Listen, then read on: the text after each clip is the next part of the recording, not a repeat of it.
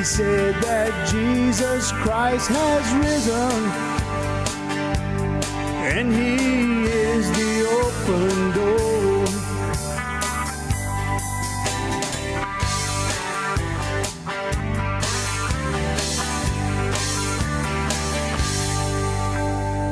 Well, how you doing, everyone? Welcome to another episode of the Cajun Conservative, where we talk about life, we talk about liberty, and yes, we talk about the pursuit of happiness. And we're showing the world that Cajuns do have intelligence. I hope you're having a good day, good week, wherever you are located, and wherever you're listening from. If that's Apple, Google, Spotify, Rumble, YouTube, or Amazon Music, I'm just glad that you have decided to join me in this brief time to give you my opinions and to see what's going on in the world today. I hope you're having a good day. As I said, man, God is faithful. He is fearful. He is, he's everything. And I'm so honored and blessed to be part of his kingdom. Again, if this is your first time listening to the Cajun Conservative Show, welcome to the show. It's an honor and a blessing for you to be here. If you have been a continued supporter of the Cajun Conservative Show, thank you for your continued support. It's a great blessing, and I can't tell you how humble I am, ladies and gentlemen. When I hear someone say, Isaac, we listen to your show faithfully. Isaac, we love your show. You give so much insight and all that good stuff. And look, I'm not perfect, ladies and gentlemen. To be honest with you, this is the second time I filmed this episode. I had some issues that when the first time, but I'm glad I did. I'm glad I had issues. See, sometimes things happen for a reason. And just say it like this, if I would have done the show when I originally planned, a lot of the things I will be talking about in this episode would have had to wait it till the next episode. And who knows what might happen on the next episode. We might have something major pop up. But anyway, ladies and gentlemen, I'm glad you're here, and I can't wait to dive into these topics. Please go check out the social media accounts. I'm on Facebook, I am on Twitter, and I am on True Social. I'm not on. I have personal accounts on all these things, but Instagram and Snapchat and all that. The Cajun Conservative. I hardly have time as it is to monitor the stuff that I have now, but we're pushing through. Anyway, move along, guys. So, listen. I want to be honest with you, everyone. When I hear a bill being pushed along, a bill that should take time, I'm worried about it. Let's just say it like that. When I hear that Democrats and rhinos team up and they say, yes, it's a good idea, let's force it through the Senate or force it through Congress to get to President Biden's desk, I get scared a little bit. What bill am I talking about? Well, as we know, there was a group of Republicans, 10 Democrats, 10 Republicans that got together. And it was announced last week that they came up with a bipartisan gun control legislation. I'm not against bipartisanship, ladies and gentlemen. I think America doesn't have enough of that. But, back in the day when America was first starting, you didn't see the founding fathers get into the first congressional Congress in the halls in Philadelphia and say, we're going to push real quick legislation. They debated, they talked about it, and this is why the filibuster is so important, because at least we get 60 votes to stop a few things. Now, what I'm about to talk about, if it was the original way where you had 2/3 of the Senate that had to vote on it, this bill wouldn't have passed. They would have been 3 votes short, because 1/3 of the Senate is 67 votes. Right now, it's sitting at 60, and I've already explained the history to you, the audience, of how Harry Reid, the former Senate president before Chuck Schumer, well, not the lead of the Democrat Party, the Senate majority leader, was in the halls of the Senate, and he could not get one thing passed. So what did this man do? Well, he went ahead and he changed the rules. And Democrats are pretty good at changing the rules. When something don't go their way, they change the rules so it could go their way. That's why they're upset at when Chuck Schumer got in there and the Republicans were in power and they were doing things that the Democrats did to get votes and to get things passed. Chuck Schumer was like, "This isn't fair. I can't believe this. I can't believe that they would use this. This is un-American." And when the Republicans say, "Well, hold on, y'all did the same thing. We griped when y'all did it, but now that y'all passed it, we're going to use it to our advantage." That's why you will never see a 67 vote threshold again in the Senate, because the Republicans might think this is really bad and we should bring it back, but boy, we get our agenda passed much easier. Don't you remember, ladies and gentlemen, at the beginning of the year when we were all talking about the filibuster and how the Democrats were mad at Joe Manchin and Christian Sinema because they said we feel the filibuster should stay in place? And the Democrats were all, "Oh, bro, we need to change the filibuster." There was, I can't remember who it was. It wasn't a senator or a congressman, but it was somebody in the news networks that said, well, we should let them change the filibuster because when we get into power, we will be able to pass whatever we want, whenever we want, and however we want to do it. So on bipartisanship, this is why, at least it went across the aisle. That's the only benefit you maybe could get, and maybe one thing from this bill. But now going back to my original text, when I say I'm scared, I get kind of nervous when I hear that senators and congressmen are saying, let's push this through. Let's get it done as fast as possible. Because this gun control bill law that they got together, these 10 senators, these 20 senators, 10 Democrat, 10 Republicans that got together. Now the legislation is written. And this comes from the Daily Wire. More than a dozen Republicans joined a largely Democrat effort to advance a gun control bill in the Senate on Tuesday night. This was last night at the time of this recording. Notable Republican senators, including Senator John Cornyn, Lindsey Graham, Mitch McConnell, helped Democrats pass a procedural vote of 64-34, a mere 2 hours after the text of the bill was written. Ladies and gentlemen, listen to this. 2 hours after they said, hey, the bill's written, we're going to give it to the senators, and we're going to go ahead and we're going to do a procedural vote to see where we stand. Ladies and gentlemen, 14 Republicans said aye. Now, granted, 10 of these Republicans are so-called worked on the bill. So 9 out of 10, they know what's kind of around it. But this is where I get to the point, too, ladies and gentlemen. Chuck Schumer would not push this through if there wasn't something benefiting the Democrat Party. I'm not against bipartisanship. I said that already. I like bipartisanship. I think that we don't have enough of it in the Congress and enough in the Senate. But ladies and gentlemen, Chuck Schumer, I don't trust Chuck Schumer more than I trust a rattlesnake. But Chuck Schumer was pushing this. And look, 2 hours after the bill was written, they already did a procedural vote. I heard today Marco Rubio tweeted that he would like to read the bill before he votes on it.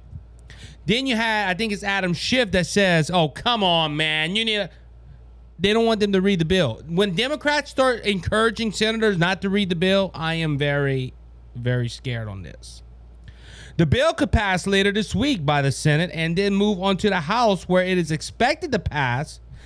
The bill would then go to President Biden's desk. Notably, the 80-page legislation includes language of high controversial so-called red flag laws. According to Fox News, the bill provides grants for states that implement their own red flag laws and offers additional funding for both school safety measures and mental health services. Ladies and gentlemen, that's the only thing I like in this bill. It gives schools some funding to help with safety measures. And it also covers the mental health service. Now, I've heard from some conservative commentators today, which made a good point. Couldn't they pass this without doing a gun law? Couldn't you have done something other than red flag laws? Now, ladies and gentlemen, like I said, I'm not against them. I'm glad they're working together in something, but this is the bad thing about politicians. When they work together, it normally don't work for the American people. Ladies and gentlemen, this so-called red flag laws are going to hurt America. This is another shot to take your firearms. The Democrats, no, we're not against the Second Amendment. You have John Cornyn, I stand up to the I want the Constitution. I agree with the Constitution. I answer only to the Constitution. Then John Cornyn shouldn't have his name on this. You have Lindsey Graham, all right, guys, this is what we need to do. We need to get bipartisanship and work together in this bill. No, if you believe in the Constitution, you wouldn't even get near a red flag law.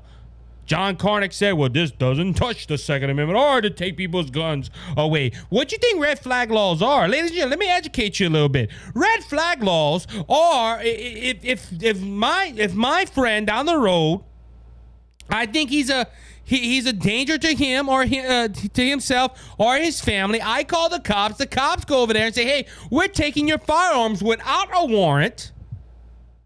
Or if I see something on Facebook that I don't like, that my buddy down the road posts, I can call the cops and say, hey, I think he's a danger to himself. They go and they take the firearms away without a warrant, ladies and gentlemen. The Constitution says these rights shall not be infringed, but the Democrats are moving closer and closer. Michael Moore, I was quoting this the other day, and I couldn't remember who he was, and I heard his name today. I was like, that's him. Michael Moore, bluntly on MSNBC, said, I think we should appeal the Second Amendment. Now, thank God Michael Moore is not in the Senate. Thank God Michael Moore is not in the White House. Thank God Michael Moore is not in any way, shape, or form forming our laws. Because he's in violation of the Constitution. Every politician is supposed to protect the Constitution, but they're not protecting in this bill. And look, I'm going to be honest with you, ladies and gentlemen. I know I have a lot of listeners from the South, and I have a lot of listeners from Louisiana. Your Senator Bill Cassidy voted for this bill yesterday.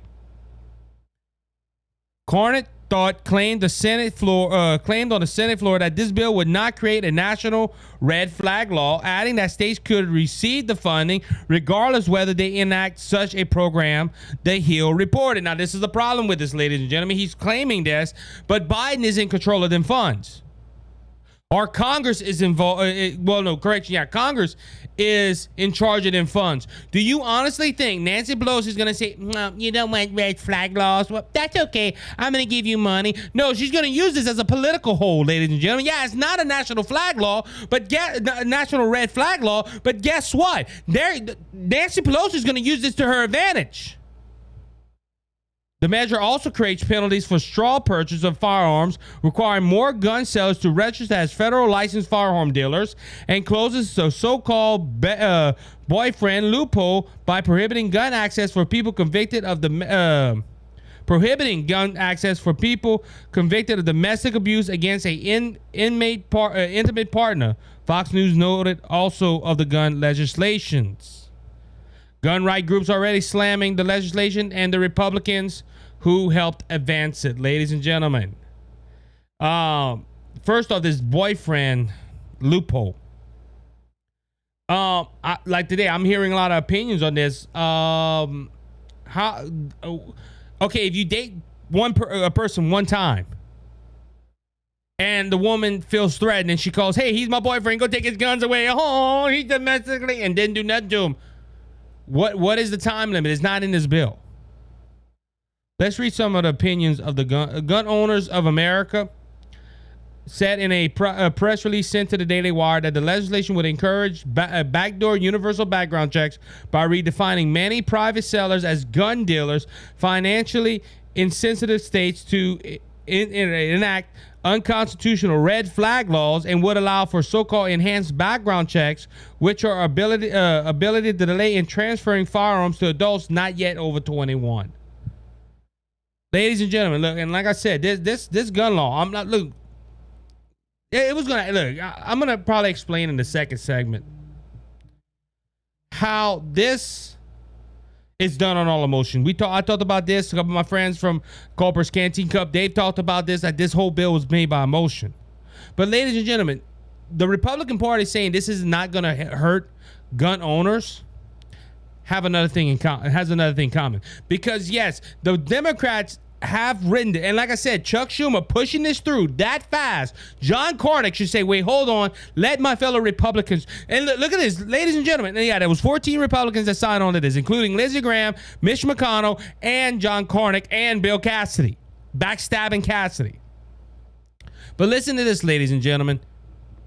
These Republicans should have went talk to Ted Cruz, Josh Hawley, and all these other Republicans to put their input in that bill. No, they put their input, and they knew that Ted Cruz and all these other senators, these conservative senators, would not agree with this. Because, ladies and gentlemen, this bill does not touch one thing: the heart of the person. And until that is set up right, until that is addressed, guess what? They can pass 20 new gun laws, and it would not stop the next mass shooting. We don't have a gun problem in America. We have a spiritual problem in America. When a nation forgets God, evil comes. And guess what? We have people that are mentally ill and they need help, but instead of hitting that issue right to stop the next mass shooting, no, we're going to go ahead and take more guns away or make it harder for law-abiding citizens to have guns. And that's why we need to get rhinos out of this nation. We need to get rhinos out from the seats and put true Christian conservatives in this legislation. I'll be right back after this short break.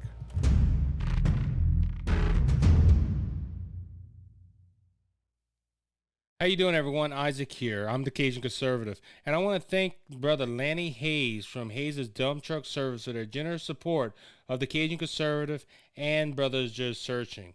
Hayes' Dump Truck Service serves the Lafayette and surrounding areas.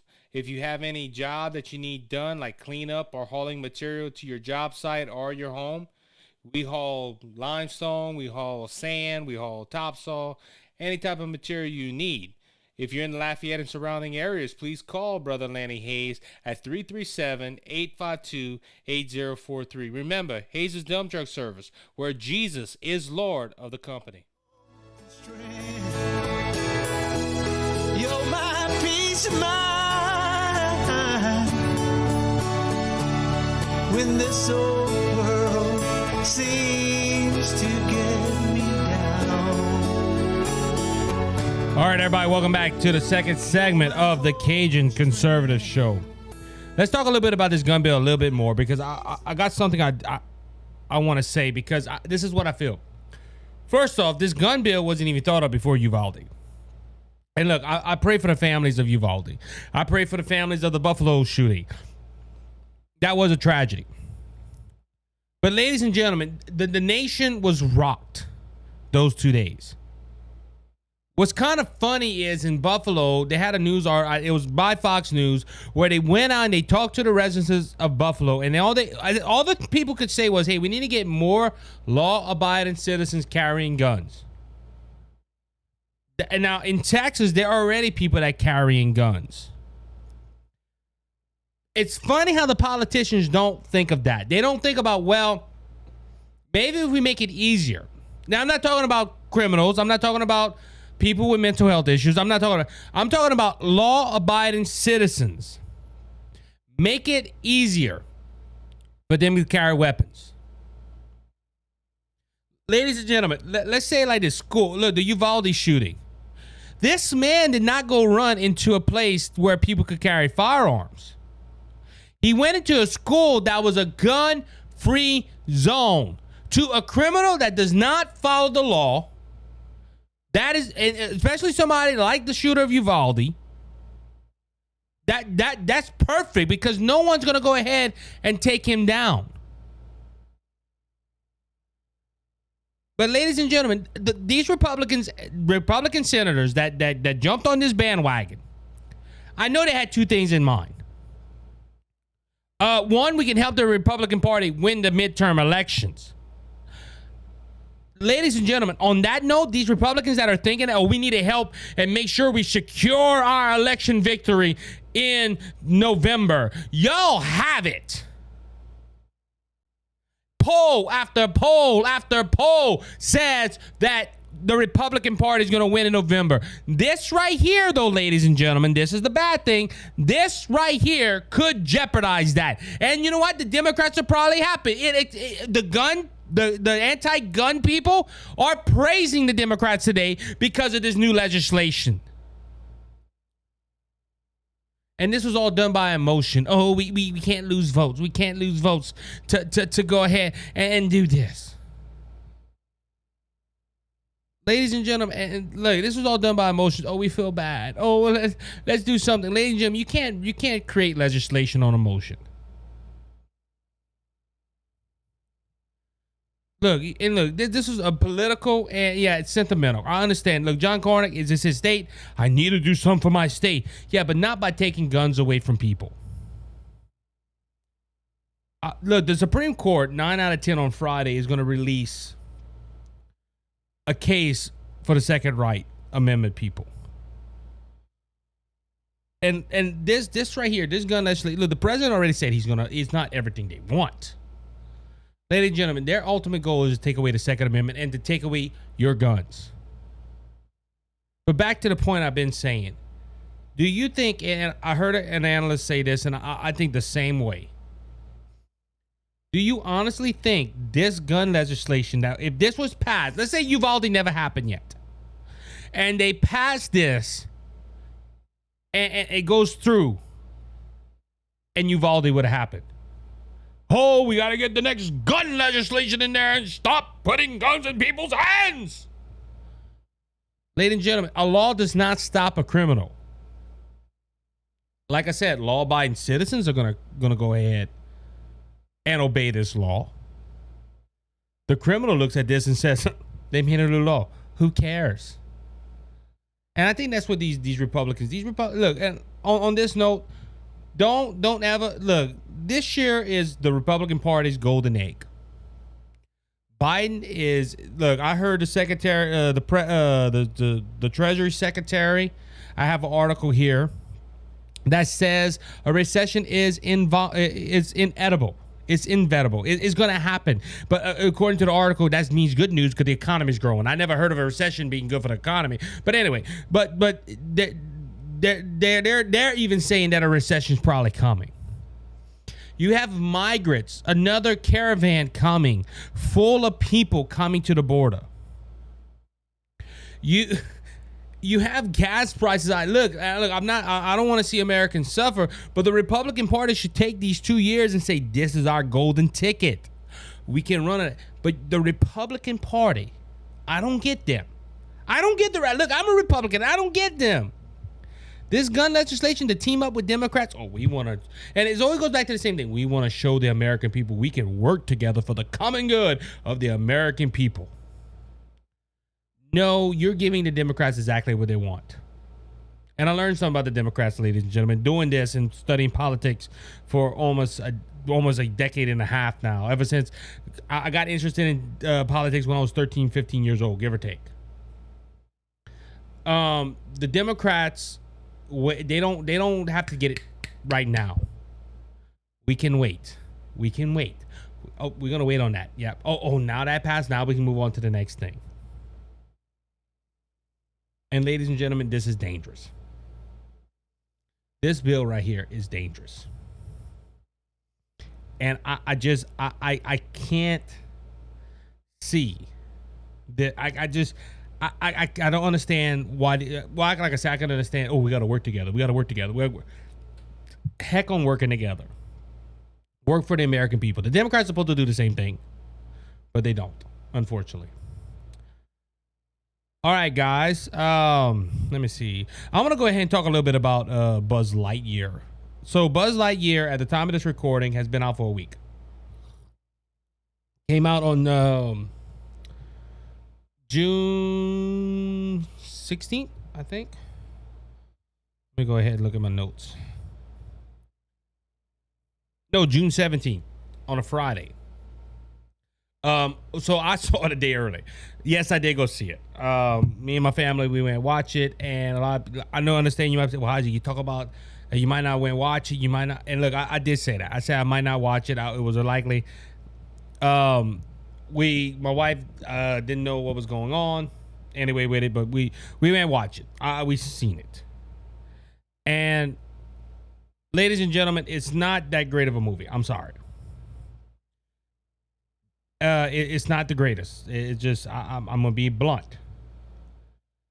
But this movie, Pixar and Disney wanted to make sure that this movie had a great. This could have been the movie of the year according to Disney.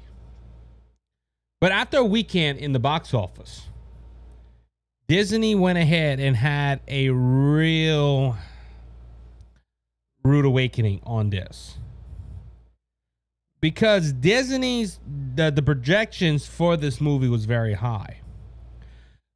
The experts said that this movie was going to make up to 70 to 85 million dollars, and that was just in the United States. They believed that it would make 50 to 60 million in other countries, and they projected that it would be probably make up to at least 135 million in the weekend, over the weekend. Like I said, I went and see it. And I'll give you my review on it after I talk about the box numbers. And I believe there's a couple of reasons why, and it's not because of the film. I think kids that go watch it and they don't know what's going on are going to love it. I had to explain to my kids a few things. But on that note,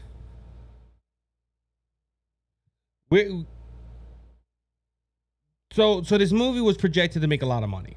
Let's just say it like that. And they thought, well, this is a Toy Story franchise. This is a before the Toy Story. This is why Andy wanted the toy so much. And it starts out in the movie like that. It says in 1995, a child opened a toy, and he came from his favorite movie. So they try to tie it into the Toy Story. I heard throughout this whole movie that they wanted to do this as a spinoff series. They wanted to do all kind of stuff with this, ladies and gentlemen. I don't think it's gonna happen now. But ladies and gentlemen, controversy is around this movie. Now I just gave you the experts. I'm about to give you the numbers.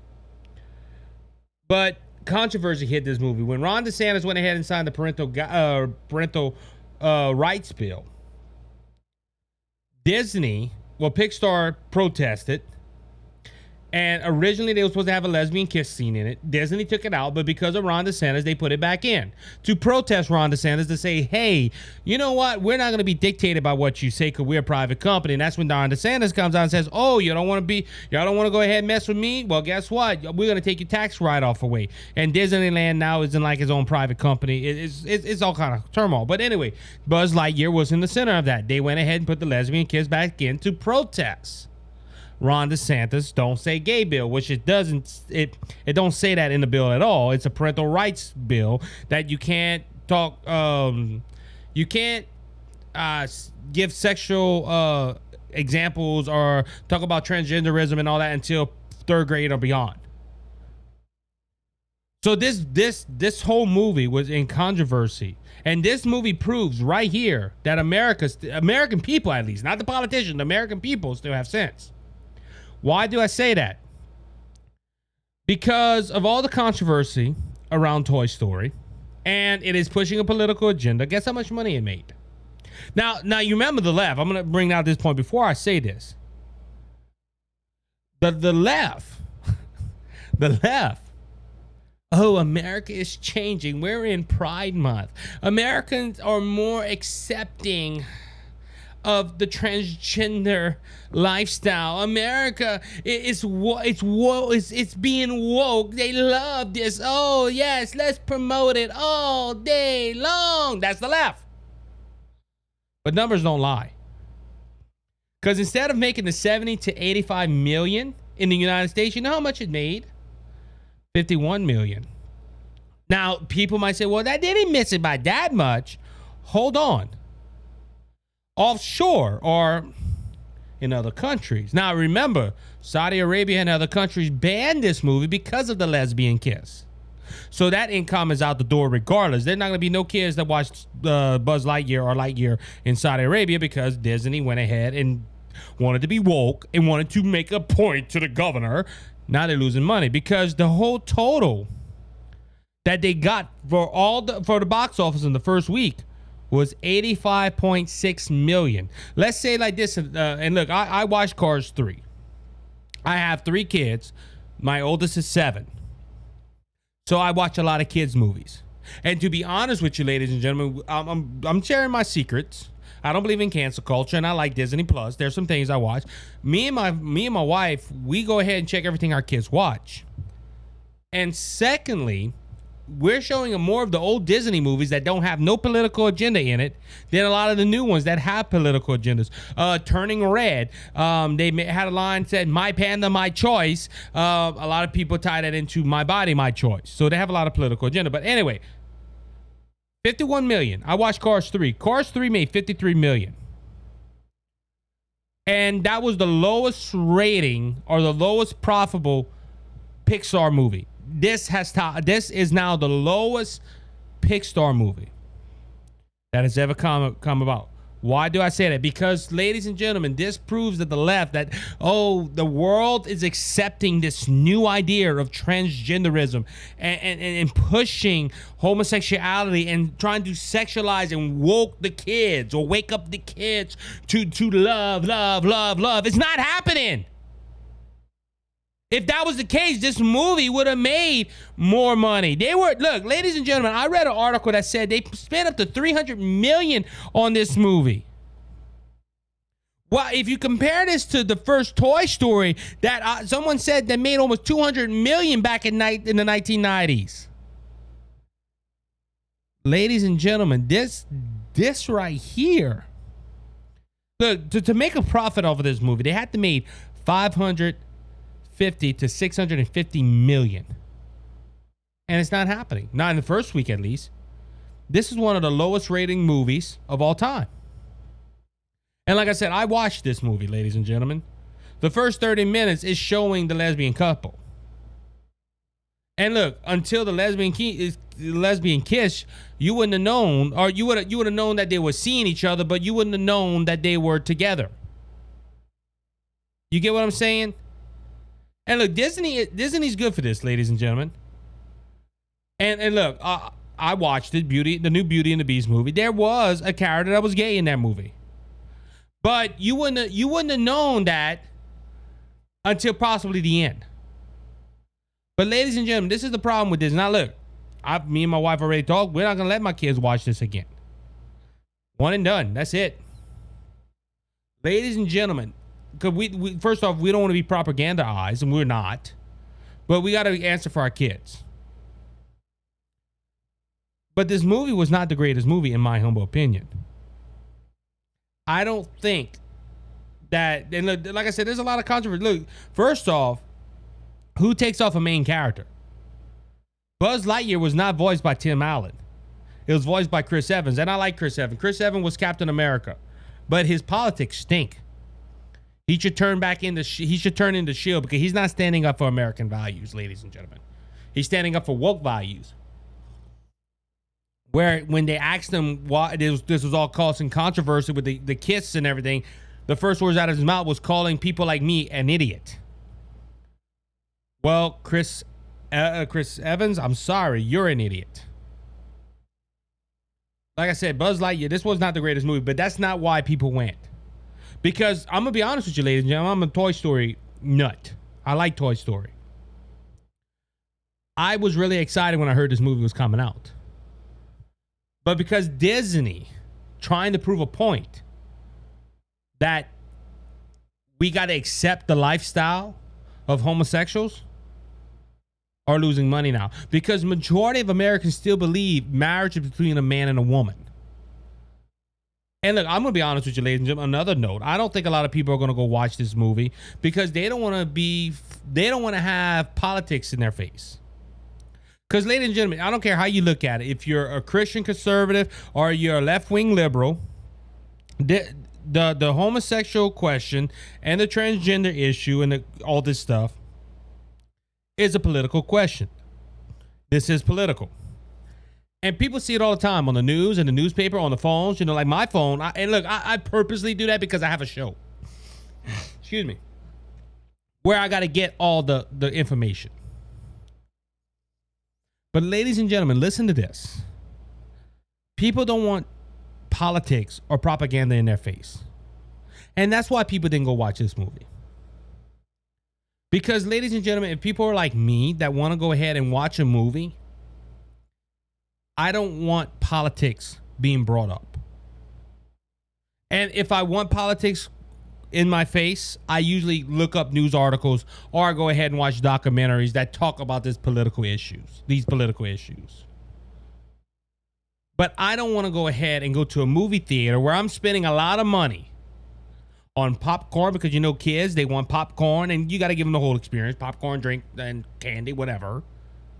I don't want to spend my hard-earned money going watch a movie with a political agenda. If that's the case, I can wait for it to come out on DVD, or I can go rent it for $1.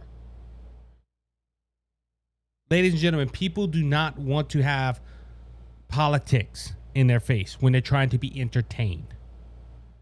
Those are just a couple of reasons why this movie flopped. Now, will it be on the rebound? We got to wait until next week's ratings come out. But I'm going to be honest with you, ladies and gentlemen. If people ain't flocking to see this movie the first weekend, Disney's hope of this movie being a success is a bust. And they lost money. And look, hey, which brings out the phrase, you go woke, hey, you're going to go broke. I'll be right back after this short break.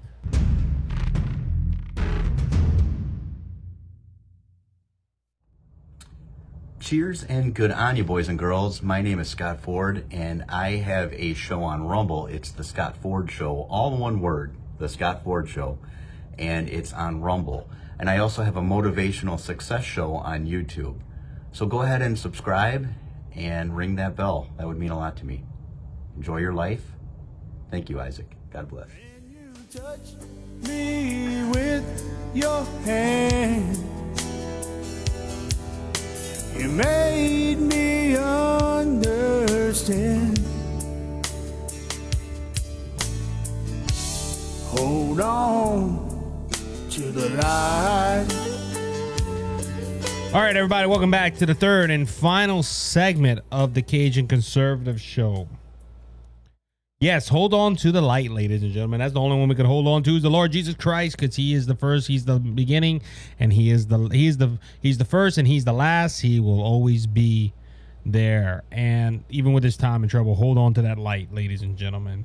Well, let's go back to a second for the Lightyear movie, because I was thinking about that during the break. And Lightyear flopped. Disney put all kind of wokeness in it. We just talked about all this stuff.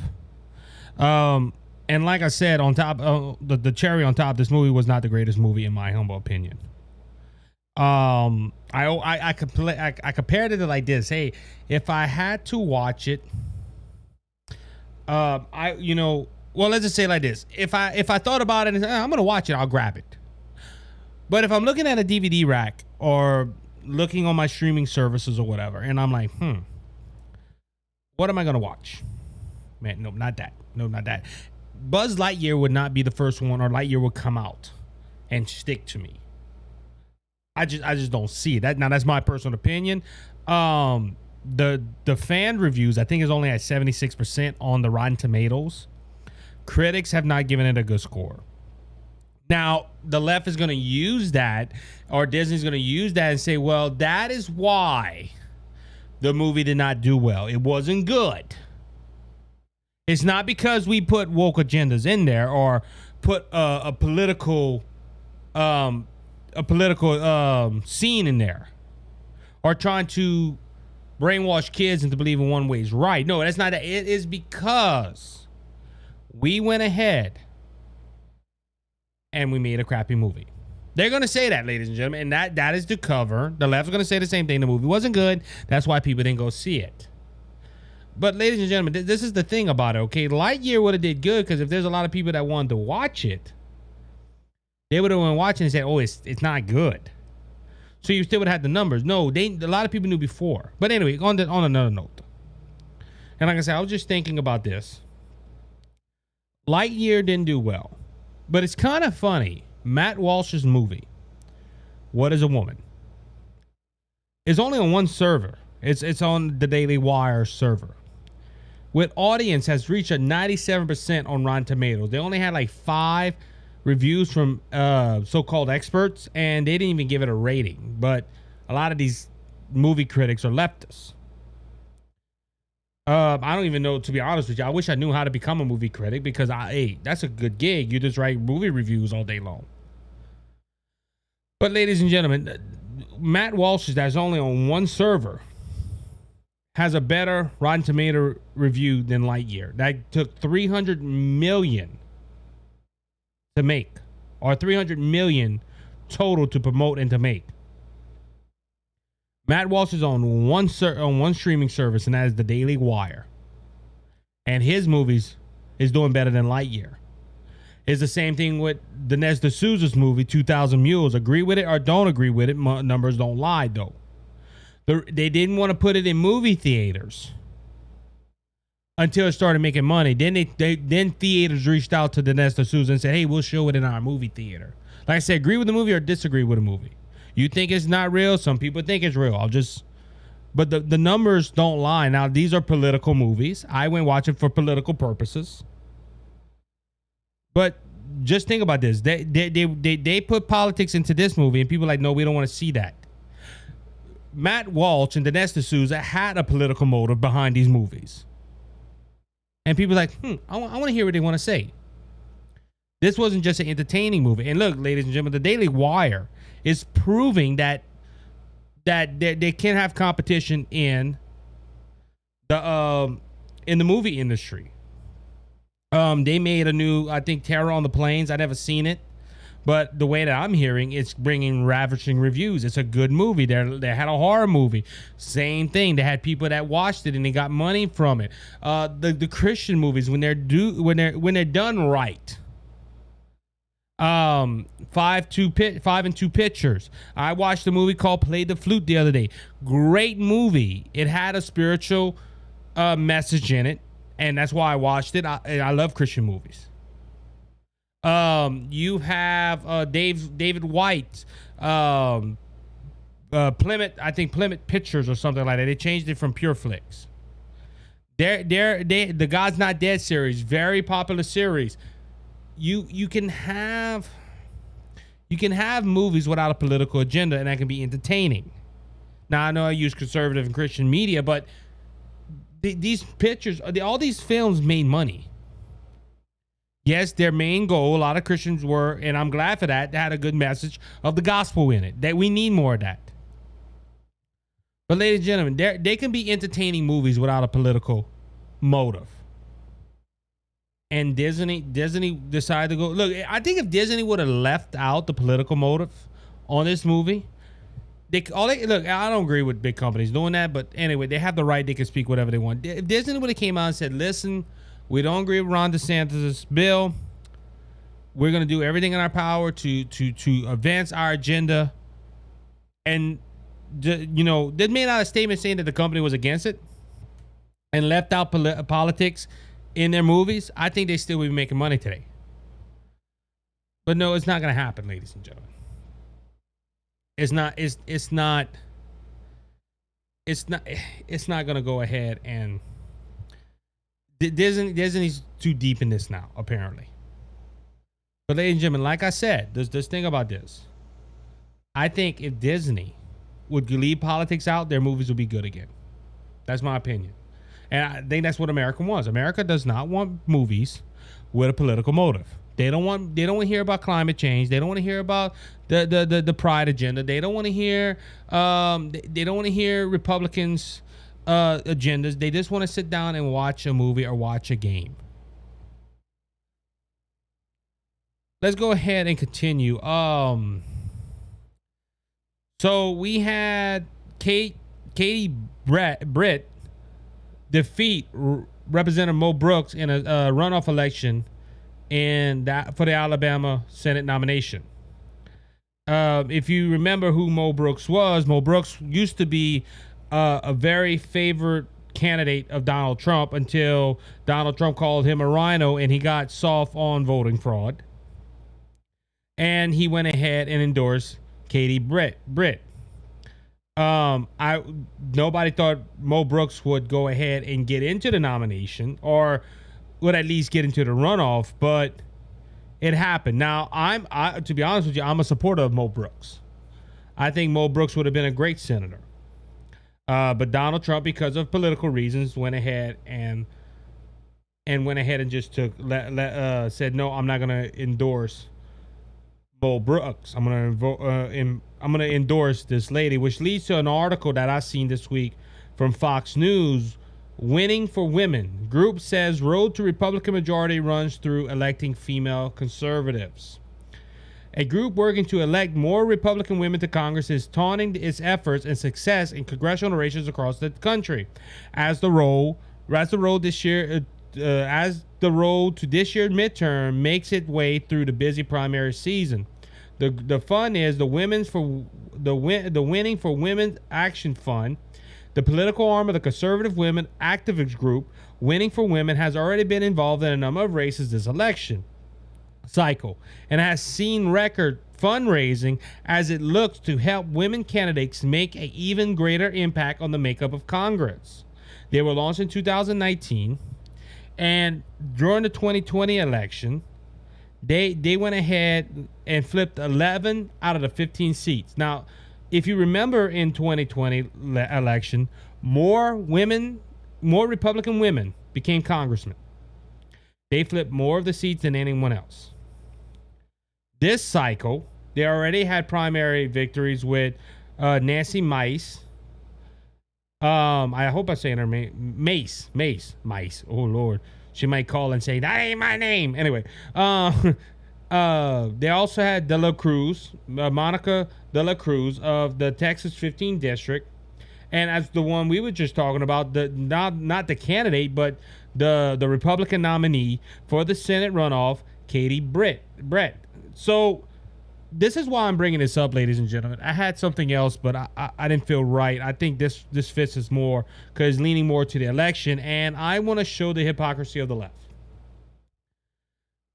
As I said, 11 out of 15 candidates that this group supported won and changed seats. Republican women, I think there's a lot more Republican women in Congress than ever before. Now, this is the thing that I'm bringing out. What is one of the arguments of the left? That we need to empower women. We need to go ahead and make sure women have a voice. We need to go make sure that women they're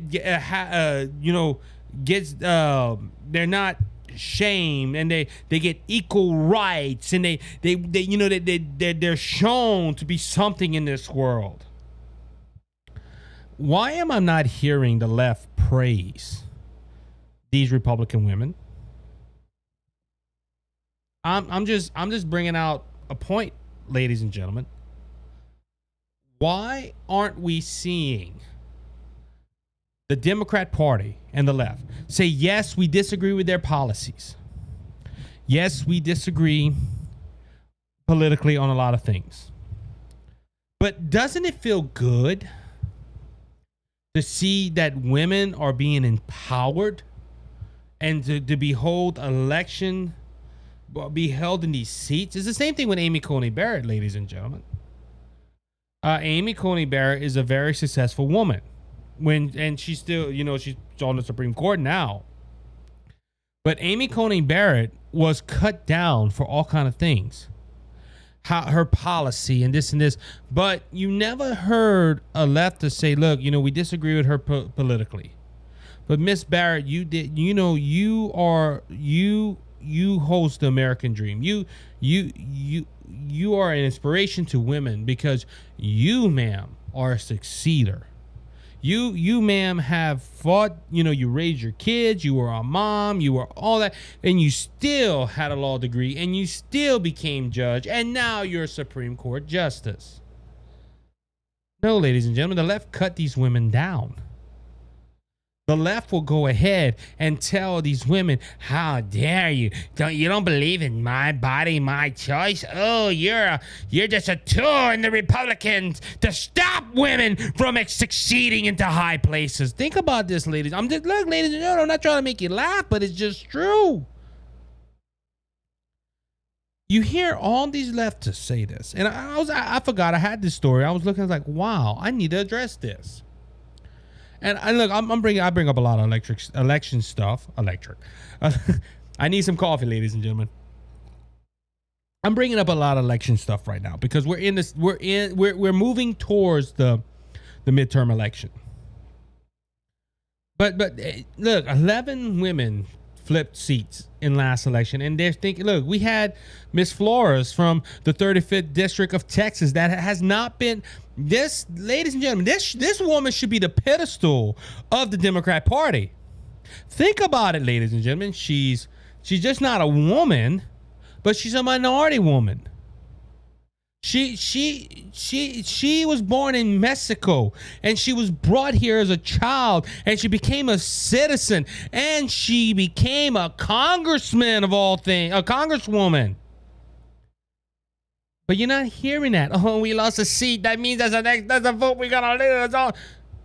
Because, ladies and gentlemen, at the end of the day, we know the Democrat Party don't care what race you are or what gender you are. All they care about is passing their agenda. And if that is trying to say we want to empower women, and look, guys, look, hey, that's a good political move. We're gonna get women to elect us, oh boy. See, that's another threat, ladies and gentlemen. Maybe that's why the Democrat Party isn't praising these women, because people are gonna women are gonna see that and say, wait a minute, that's a woman. She might be Republican, but I want to vote for her because I believe a woman should have equal rights. And that's votes that the Democrat Party loses. Ladies and gentlemen, this is look. The Democrats do the same thing, unfortunately, with the black community. They go ahead and they go to these black communities and they we're gonna make it better for you. We're gonna help you get into better housing. We're gonna help you get into this, and we're gonna tear down statues. And they unfortunately use the black community as a political pawn. And it's funny because majority of the black community do vote Democrat. That's statistically, that's the last election, more voted for Biden than they did Trump. But ladies and gentlemen, the Democrats don't care your race. They don't care your gender. They just care how to get your vote, and they will tell you whatever you want, or they'll if they think it's going to help you. Because remember a while back I talked about they talked about this I talked about it where the minorities would take over and the white people are going to be minorities and all that stuff. I can't think of the name of the theory right now. But the left promoted that for years. And now they're saying that the right is a conspiracy theory that the right's putting out there. And I even proved I got to remember the episode. Let me go see. Because when you go ahead and look at the theory, the great minority theory or something like I hate when I can't think of a name or something. But anyway, they think this is going to help them. And they think the minorities are the way to win all the time. And it's not so, ladies and gentlemen. This is just proving that more people are turning to the right. And this is why they're not praising these women. This is why they're not lifting these women up as great women of history is because they're going to lose votes. And look, ladies and gentlemen, this is just proven. And look, I is the way to win Congress through women. I don't know. I'm not going to get into that debate. But ladies and gentlemen, this is it. The Republican Party is the party that freed the slaves. Abraham Lincoln was a Republican. The Women's Rights Act, or like the Women's Vote, I believe that was majority Republican support.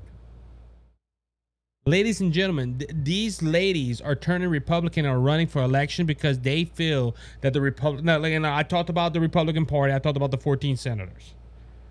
And look, I'm going to be honest with you. Not all Republicans are bad. But ladies and gentlemen, this is the issue we have in America right now. These women are standing up. And at least they're trying to get something done.